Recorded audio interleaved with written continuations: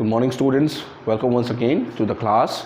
We are dealing with the chapter right here, Through the Eyes of the Traveler. Today we'll be studying about a Frenchman named Francois Bernier. So we'll study about this particular person and we'll know why the Europeans, they have leaned toward the recordings and the various books written by Francis Bernier, or we can say Francis Bernier. Let's start with this particular part. Francois Bernier, a doctor with a difference.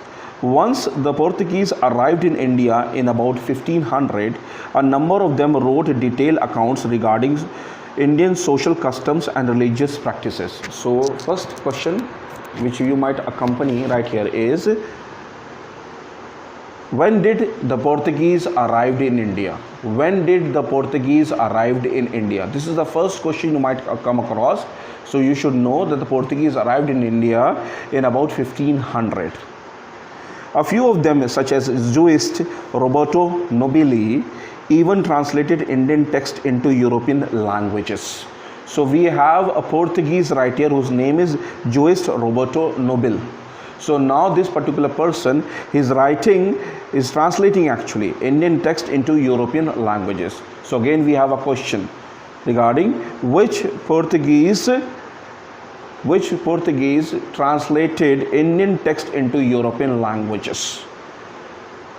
Among the best known of the Portuguese writers is Dorothy Barbosa, who wrote a detailed account of trade and society in the South India. This line should be underlined. Why? Because here you find that the Dorothy Barbosa is writing about the trade and society in South India.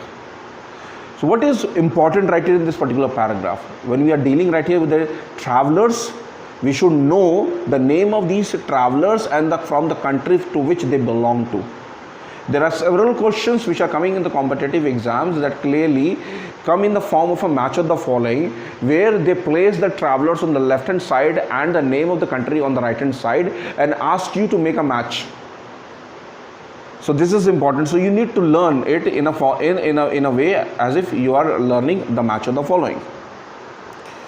Later, after 1600, we find growing numbers of Dutch, English and the French travelers coming to India. One of the most famous was the French jeweler Jean-Baptiste Tavernier, who traveled to India at least 6 times. Now, 6 times. Another 1 mark question. How many times did the French jeweler or French traveler Jean-Baptiste traveled to India? So he traveled to India, he came to India 6 times. This should be noted down, remember that. He was particularly fascinated with the trading conditions in India and compared India to Iran and the Ottoman Empire. Some of these travelers, like the Italian doctor Manucci, never returned to Europe and settled down in India. So we have a lot of questions which are coming up. Let me write it down right here for you people.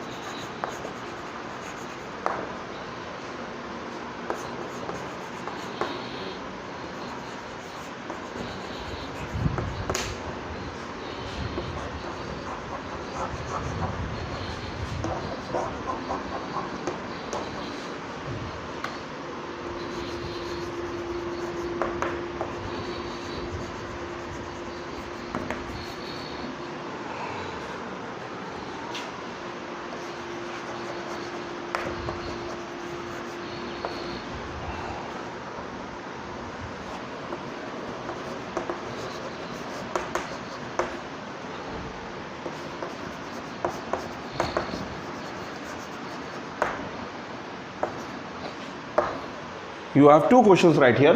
When did Portuguese arrive in India? Which Portuguese traveler gives a detailed account of trade and society in South India? or trade. And yes, we have another question which is coming up. This is, name the French traveler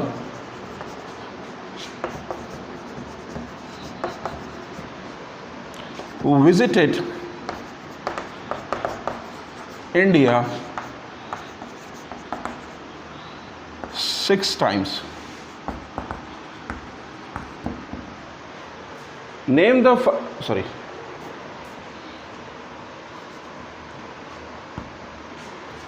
Name the French traveler who visited India 6 times. Another question we have.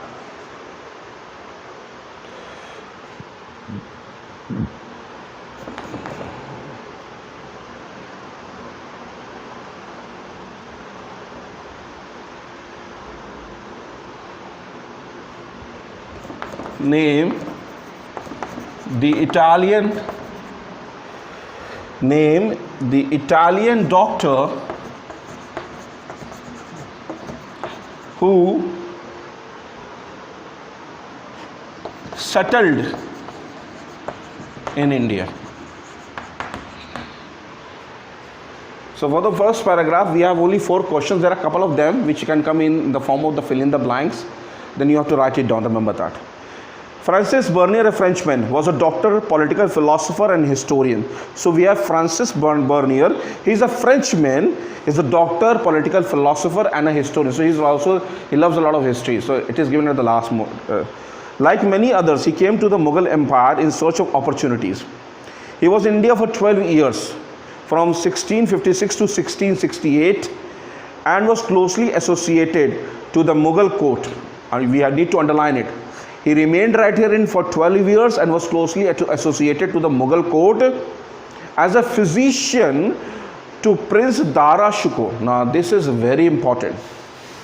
Which is very important. We have a French physician who is very much associated to Prince Dara Shikoh in the Mughal court. So this is a very important question. The eldest son of Emperor Shah Jahan, and later as intellectual and scientist with Danishmand Khan, an Armenian noble at the Mughal court. So he is working with 2 people right there. First, he is taking care of Dara Shikoh, the Prince Dara Shikoh, the eldest son of Emperor Shah Jahan, as a physician, and in the second, on the second part, he is working with the Armenian noble Danishmand as a intellectual and scientist. So this is a very important line. You need to underline it. Next topic is comparing East and West. Bernier traveled to several parts of the country and wrote accounts of what he saw, frequently comparing what he saw in India with the situation in Europe. Now this is where you find that the Bernier is being basically most read by the European, because here he is comparing India with the European countries.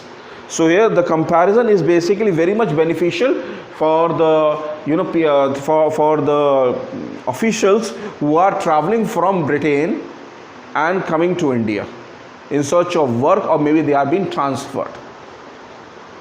He dedicated his major writing to Louis XVI, the King of France, and many of his other works were written in the form of letters to influential officials and ministers. So this clearly shows that he was a person who was heard and was read by influential people. In virtually every instance, Bernier described what he saw in India as a bleak situation in comparison to developments in Europe. Now this is the only reason why you find that the Francis Bernier is basically being criticized by the Indian historians. Is basically what he is doing is he is trying to compare the the developments in India with the developments in Europe. So when there is a comparison right there, he is trying to bring about a very bleak picture, a very a dull picture of India as compared to the European the European society. So here that is why you find that he is being criticized by the Indian historians, because he is giving a very negative picture of India right here. As we will see, this assessment was not always accurate. However, when his works was published, Bernier writings became extremely popular.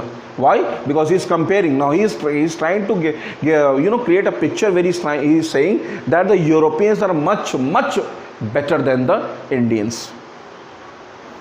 Bernier's work was published in France in 1670-71 and translated into English, Dutch, German and Italian within the next 5 years. There is a question.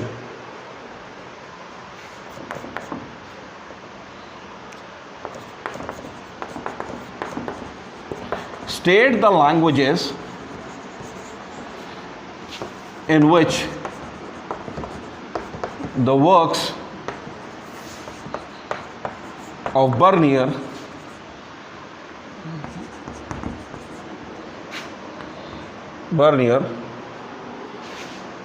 had been translated.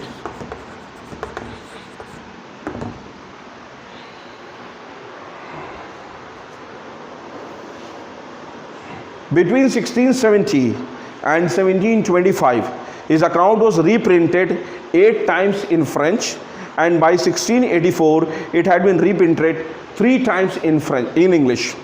This was a marked contrast to the accounts in Arabic and Persian, which circulated as manuscripts and were generally not published before 1800. तो यहाँ पे बहुत बड़ा difference हम देख रहे हैं कि जो अरबिक और पर्शियन भाषा में जितनी भी मैन्युस्क्रिप्ट्स लिखी गई हैं उनमें से कोई भी चीज़ें जो है प्रिंट फॉर्म में नहीं आई, और यहाँ पे ये प्रिंट फॉर्म में आ गया, and that is why it was circulated all over the Europe and was widely red by the people. मैं क्वेश्चन दे रहा हूँ आपको, थोड़ा सा बड़ा क्वेश्चन, ऐसा ये तो वेरी शॉर्ट वाले हो गए. मैं आपको एक शॉर्ट क्वेश्चन देता हूँ जिसमें ये क्वेश्चन है, इसे आप लिख सकते हैं. It might come in the 3 marks या 4 मार्क्स का हो सकता है आपके लिए. इस क्वेश्चन को नोट डाउन कर लीजिए. क्वेश्चन है, what lead to the popularity of Bernier in Europe. ये 4 मार्क्स का क्वेश्चन हो सकता है. What lead to the popularity of Bernier in Europe? तो ये आपको याद रखना होगा. उसके अलावा एक क्वेश्चन यहाँ पे ये भी बन सकता है, वो है state the names of the travelers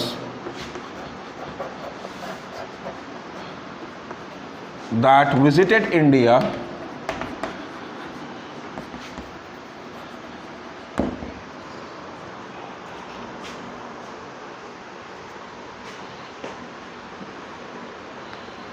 after 1500.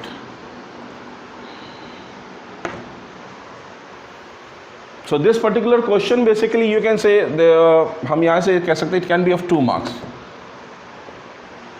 So here you need to remember the names of the travelers and from the countries to which they belong to. So it is very important. क्योंकि हम ये देख रहे हैं कि हम कोई भी छोटे मोटे भी कंपटीशन भी देखेंगे तो वहाँ पे ज़रूर इस चीज़ को आपको मिलेगा. सो अगर आप उसमें रिवीजन नहीं करेंगे, उसे पढ़ेंगे नहीं सही से, और सिर्फ हिस्ट्री को इसलिए पढ़ रहे हैं कि उसमें मार्क्स मिल जाएँ और कॉम्पिटिटिव के लिए तैयारी करेंगे, तो you are in a very big trouble. तो थोड़ा सा आपको इस चीज़ को देखना होगा, समझना होगा कि नहीं मुझे पढ़ना है, मुझे करना है. You need to take a lot of pain while doing so. अब हम आगे आते हैं नए टॉपिक की तरफ. Making sense of an alien world, Al-Biruni and the सांस्कृतिक tradition. Making sense of an alien world, Al-Biruni and the सांस्कृतिक ट्रेडिशन. सो यहाँ पे हम जो एलियन वर्ल्ड की बात कर रहे हैं, तो यहाँ हम इन कॉन्ट्रास्ट टू ये बात कर रहे हैं अल-बिरूनी को लेके, और हम बात कर रहे हैं आपको उसके जो संस्कृत वर्जन्स है जिसे वो पढ़ता है, क्योंकि यहाँ पे उसके लिए वो संस्कृत जो है एलियन वर्ल्ड हो गया है, और एक वो जो है आपका क्या कहते हैं लैंग्वेज है, उसके अलावा इंडियन सोसाइटी एक तरीके की एलियन वर्ल्ड है उसके लिए. तो उसका क्या एक्सपीरियंस रहा है उसके बारे में हम इसमें चर्चा करेंगे, पढ़ाई करेंगे. ठीक है. Let me rub this for you people.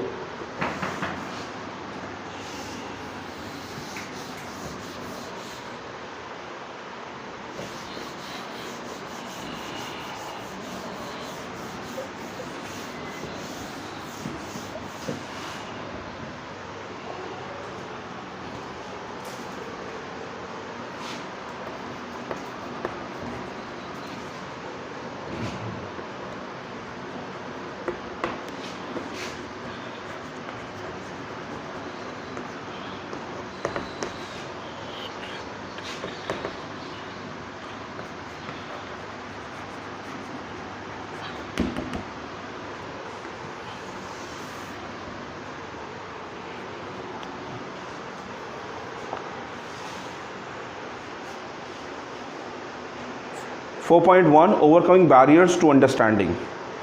As we now barriers to understanding का मतलब यहाँ पे क्या है? यहाँ पे ये हो रहा है कि जो ट्रैवलर्स बाहर से यहाँ आ रहे हैं और वो यहाँ आने के बाद उनको बहुत सारी तकलीफ़ें हो रही हैं because they are travelling to a very different country with a different language and a different custom and culture. So ultimately you face a lot of difficulties. तो यहाँ पे वो जो difficulties travel आ रहे हैं और difficulties face करें उसके बारे में वो अपने बारे में बता रहे हैं किस तरीके से उसे overcome करते हैं और how they are able to learn these languages and then they are able to read the various texts and try to understand the society and culture of India. Overcoming barriers to understanding. As we have seen, travelers often compared what they saw in the subcontinent with practices with which they are familiar. कहता है कि हमने यहाँ पे हम हमेशा भी देखते हैं कि जो भी हम लोग जब हम कहीं ट्रैवल करते हैं तो हम ये कंपेयर करते हैं कि हम अपने घर में कैसे रहते हैं और यहाँ के लोग घर में कैसे रहते हैं, हमारे लिए खाने पीने की कौन सी चीज़ें होती हैं और यहाँ पे ये लोग क्या चीज़ खाते हैं और उसको किस तरीके से खाते हैं. ठीक है ना. Each traveler adopted distinct strategies to understand what they observed. Al-Biruni, for instance, was aware of the problems inherent in the task he had set himself. Al-Biruni को पता था कि यस उसके साथ प्रॉब्लम आएगी बिकॉज ये बहुत बड़ा काम है कि आप पूरे वर्ल्ड में ट्रैवल करें, बहुत सारी कंट्रीज़ में जाएँ जहाँ पे आपको उनकी भाषाएं नहीं पता है and ultimately you try to understand the language and this is a real task. Now, well, Al-Biruni has really, we can praise Al-Biruni for the effort which he has taken. Just because of that, we are able to know more about the history of our country. He discussed several barriers that he felt obstructed understanding. The first among these were language. So, Al-Biruni is facing the first problem right here. Problems यहाँ पे पहली है इसकी. Al-Biruni की पहली problem क्या है? Al-Biruni की पहली problem है language.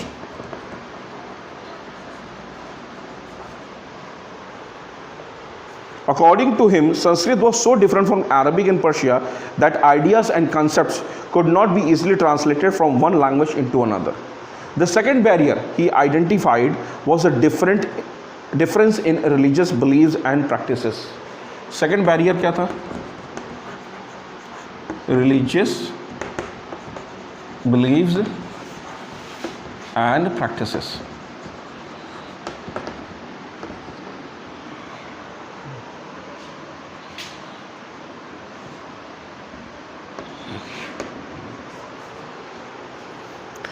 The self-absorption and consequent insularity of the local population, according to him, constituted the third barrier.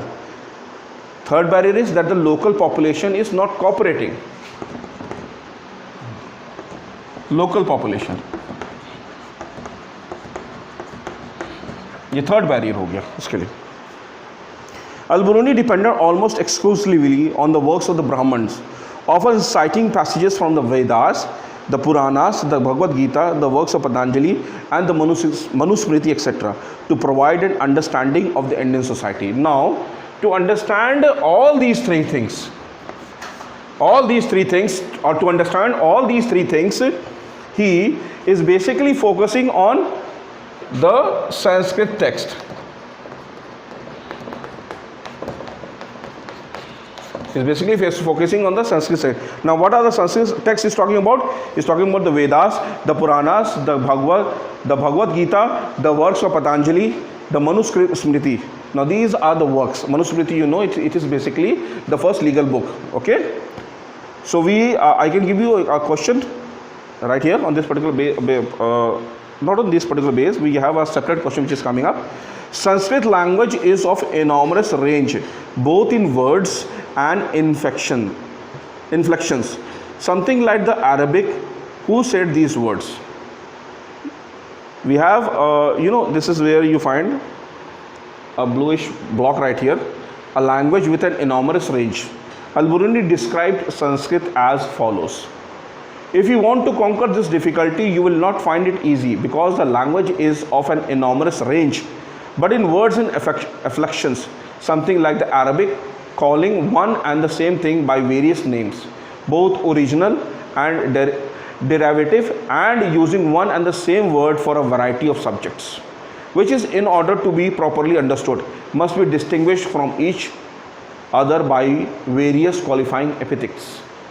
So यहाँ पे मैंने आप लोगों को क्वेश्चन दे रखा है, वो question, who said the words वाला, Sanskrit language is an enormous range both in words and inflections, something like the Arabic,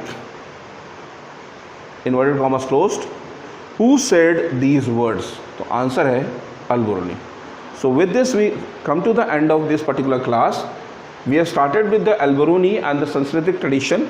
I have given you an introduction of it, and I have given in the first paragraph the problems which was faced by Al-Biruni when he visited India. So the problems you can clearly see is language, religious beliefs and practices, and the last is the local population.